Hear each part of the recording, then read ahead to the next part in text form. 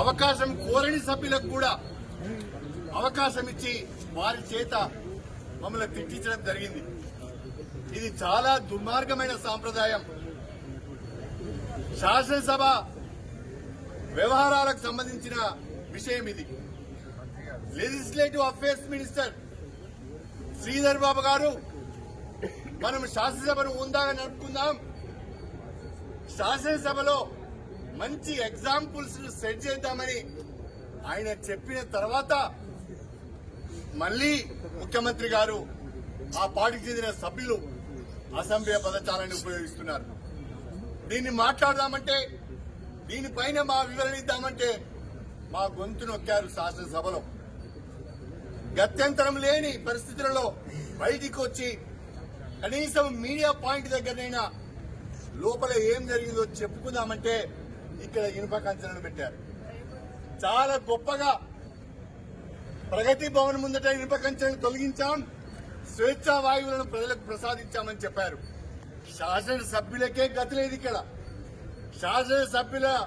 శాసనసభ ప్రాంగణంలో శాసనసభ్యులు తిరగటానికే అనేక రకాలైన ఆంక్షలు, ఇక్కడ కంచెలు. ఇంకా చెప్పుకోవడానికి సిగ్గు లేకుండా మేము బ్రహ్మాండంగా స్వేచ్ఛా వాయువులను ప్రసాదించామని చెప్తున్నారు. దీన్ని మేము తీవ్రంగా ఖండిస్తున్నాం. తెలంగాణ ప్రజలు కూడా గమనించవలసిందే నేను కోరుతున్నాను.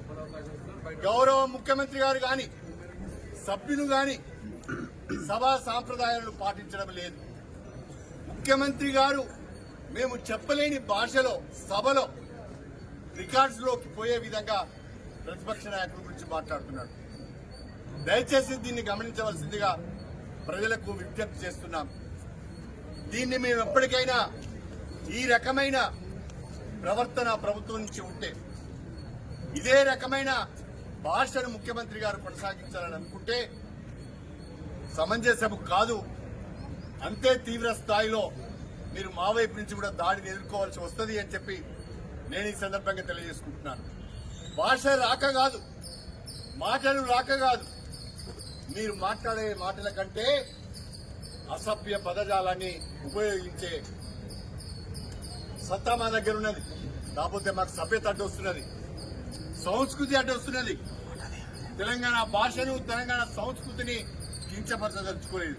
అందుకనే ముఖ్యమంత్రి గారి పట్ల ఆ అసభ్య పదజాలాన్ని మేము వినియోగించుకోవడం లేదు.